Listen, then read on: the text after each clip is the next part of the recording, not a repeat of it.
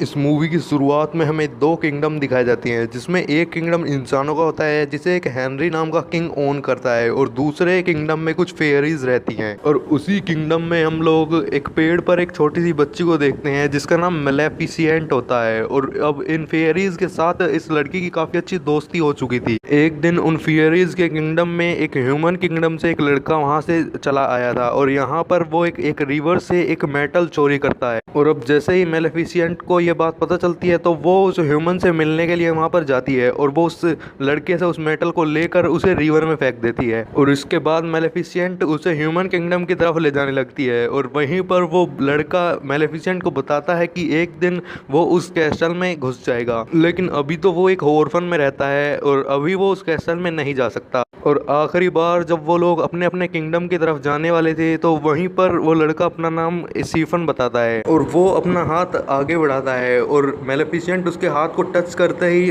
दर्द से अपना हाथ पीछे हटा लेती है। और स्टीफन के पूछने पर मेलेफिसेंट उसे बताती है कि तुमने अपने एक उंगली में आयरन की रिंग पहनी हुई है, और आयरन की वजह से फेयरीज को काफी हर्ट होता है। तभी स्टीफन अपनी रिंग को उतारता है और उसे काफी दूर फेंक करके मारता है, और वो उससे कहता है कि वो दोबारा जरूर मिलेंगे। और कुछ ही हफ्ते बाद वो वहाँ पर दोबारा आता है, और बाद में वो हर हफ्ते वहाँ पर रोजाना आया करता था। और अब कुछ सालों बाद ये दोनों काफी बड़े हो चुके थे, लेकिन अब स्टीफन उस किंगडम में नहीं आता। वो उनसे कहता है कि अब वो अपनी विशेष को पूरा करना चाहता है, और वो कुछ पैसे भी कमाना चाहता है। और अब मेलेफिसेंट भी काफी बड़ी हो चुकी थी, और अब वो बड़े होने के साथ साथ काफी पावरफुल भी हो चुकी थी, और अब वो उस किंगडम को बाहर के इंसानों से प्रोटेक्ट करती थी। और कुछ दिनों के बाद वहाँ पर ह्यूमन किंगडम का किंग वहाँ पर हेनरी पहुंच जाता है, और अब वो अपनी आर्मी से फेयरी के किंगडम पर अटैक करने के लिए कहता है, लेकिन दूर से ही मेलेफिसेंट उसे देख लेती है, और तभी वो उनके आगे जाकर के खड़ी हो जाती है। और वहाँ पर मेलेफिसेंट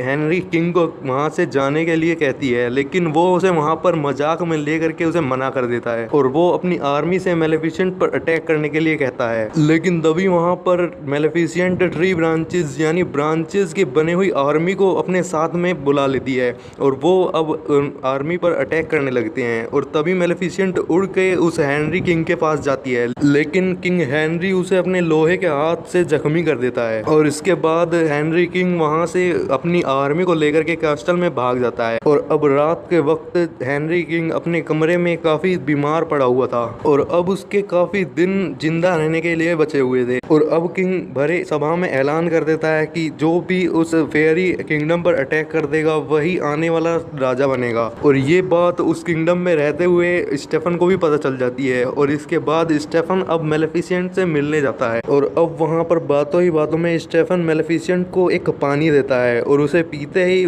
मेलेफिसेंट बेहोश हो जाती है। और स्टीफन अब उसे एक खंजर से मारने की कोशिश करता है, लेकिन वो ऐसा नहीं कर पाता है। और अब स्टीफन मेलेफिसेंट को विंग्स को देखकर वो अपनी बैग से एक चेन निकालता है, और इसके बाद सीन शिफ्ट होता है और हमें सुबह का सीन दिखाया जाता है। और अब मेलेफिसेंट की नींद उठती है, और जब वो अपने पंख को देखती है कि उसके पंख तो अब हैं ही नहीं, तो वो अब काफी बुरी तरीके से चिल्लाने लगती है। और छुपा हुआ स्टीफन उसकी चिल्लाने की आवाज सुनते ही वहां से अब कैसल की तरफ उसके विंग्स लेकर चला जाता है। और अब वो उन मेलेफिसेंट के विंग्स को लेकर किंग के पास जाता है, और वो उसे मारने का दावा करता है कि मैंने अब मेलेफिसेंट को मार दिया है, जिससे अब किंग काफी खुश होता है। दूसरी तरफ हम लोग मेलेफिसेंट को देखते हैं जो कि पंख ना होने के चलते अब वो चलने पर मजबूर हो गई है। एक फेयरी के लिए उसके पंख एज अ बैकबोन काम करते हैं, और अब अपने विंग्स ना होने के चलते और स्टीफन के धोखे के बारे में अब सोचते हुए मेलेफिसेंट काफी गम में होती है। एक दिन मेलेफिसेंट ऐसे ही रास्ते से जाते हुए वहां पर वो एक इंसान को एक कौवे को पकड़ते हुए देखती है, और वो अपनी मैजिकल पावर से उस कौवे को इंसान में बदल देती है। और ये सब देखकर वो इंसान डर के वहां से भाग जाता है, और वहां पर वो क्रो मेलेफिसेंट को अपना नाम ड्राइवर बताता है। और अब क्योंकि मेलेफिसेंट ने उस क्रो की जान बचाई थी, तो अब वो मेलेफिसेंट का एक सर्वेंट बन जाता है, जिसके बाद मेलेफिसेंट उसे ह्यूमन किंगडम की खबर लाने के लिए कहती है। और जब वो क्रो दोबारा से मेलेफिसेंट के पास आता है तो वो उसे बताता है कि अब स्टीफन की किंग की बेटी के साथ शादी हो गई, और अब स्टीफन ह्यूमन किंगडम का किंग बन चुका है। और अब इतने बड़े धोखे के बाद मेलेफिसेंट काफी दुखी होती है, और अब वो उस किंगडम को अब डार्क किंगडम में बदल देती है। और कुछ सालों बाद वो क्रो दोबारा से आता है, और वो अब मेलेफिसेंट को बताता है कि अब किंग की एक बेटी हुई है, है। दूसरी तरफ सेलिब्रेशन में स्टेफन अपनी क्वीन के साथ वहाँ पर बैठा हुआ होता है और वहाँ पर 3 फेयरी आती हैं और वो स्टेफन किंग की इजाज़त पर उसकी बेटी अरोरा को वो ब्लेसिंग्स देती हैं और वो ब्लेसिंग्स देती हैं तभी वहाँ पर मेलेफिसेंट आ जाती है और सबके रोकने पर मेलेफिसेंट नहीं मानती और वो स्टेफन की बेटी पर एक कर्स करती है और उस कर्स में वो कहती है कि स्टेफन की बेटी अरोरा वहीं पर रखे हुए चरखे के ऊपर एक पिन पर अपने आप को जख्मी करे और वो एक गहरी नींद में सो जाए। वहाँ पर किंग स्टेफन अपने घुटनों पर झुक जाता है और वो मेलेफिसेंट से अपना कर्स वापस लेने के लिए कहता है, लेकिन वहाँ पर मेलेफिसेंट किसी की भी नहीं सुनती और इसके बाद वो अपने किंगडम पर दोबारा से आ जाती है। इसके बाद स्टेफन अपने आर्मी को एक व्हील्स में आग लगा करके दरवाजे पर रखवा देता है और अपनी आर्मी को अब वो उस फेरी आइलैंड पर अटैक करने के लिए कहता है और दूसरी तरफ मेलेफिसेंट उन ट्रीज की ब्रांच से अब एक बहुत बड़ी दीवार बना देती है और अब इस दीवार की वजह से अब कोई भी ह्यूमन किंगडम से कोई ह्यूमन नहीं आ सकेगा। और दूसरी तरफ स्टेफन अपनी बेटी को उन फेरीज को दे देता है और वो 16 साल तक उसे छिपाने के लिए कहता है और अब किंग स्टेफन उसे एक कॉटेज में भेज देता है जो कि काफी घने जंगलों में होता है और उन तीनों फेरीज को उसका ख्याल रखने के लिए कहता है और अब वो तीनों फेरीज अपने ह्यूमन अवतार में आ जाती हैं, लेकिन अब उन्हें कुछ बच्चे के ख्याल रखने का कोई भी तजुर्बा नहीं था और एक दिन वहाँ पर वो क्रो ड्राइवर वहाँ पर पहुँच जाता है और वो मेलेफिसेंट को भी वहाँ पर ले आता है। मेलेफिसेंट को स्टेफन की बेटी अरोरा बिल्कुल भी पसंद नहीं आती है और वो रात को उसके रोने की चिल्लाने की आवाज़ सुनकर काफ़ी इरिटेट होती थी, जिसकी वजह से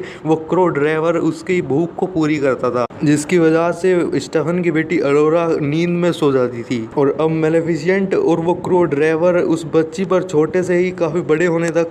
नज़र रखे हुए थे और बचपन में एक बार अरोरा मेलेफिसेंट से मिलती भी है। और अब दूसरी तरफ स्टेफन दोबारा से बार बार अपनी आर्मी को भेज करके उस ब्रांचेस की दीवार को तोड़ने की कोशिश करता है, लेकिन उसकी आर्मी हर बार नाकामयाब होती है और इस बदले की आग में अब स्टेफन अपनी वाइफ को भूल जाता है, जिसकी वजह से उसकी भी डेथ हो जाती है। और अब वक्त का पहिया घूमता है और अब स्टेफन की बेटी अरोरा अब काफ़ी बड़ी हो चुकी थी और एक दिन वो मेलेफिसेंट की बनाई हुई दीवार के पास जाती है और वहाँ पर मेलेफिसेंट भी पहुँच जाती है और तभी वो वहाँ पर अरोरा को बेहोश कर देती है और वो उस दीवार के बाहर चली जाती है और अब वो उसे अपने किंगडम में ले आती है। जब अरोरा अपने होश में आती है तो वो अब मेलेफिसेंट को पहचान लेती है और वो उससे कहती है कि तुम मेरे गॉड मदर हो क्योंकि तुम मेरे बचपन से ही नजर रखे हुए थी। और अब जैसे जैसे अरोरा का 16th बर्थडे पास आने वाला होता है वैसे ही दोनों किंगडम के बीच में काफी सस्पेंस बढ़ने लगता है और दूसरी तरफ स्टेफन भी अपनी लेबर से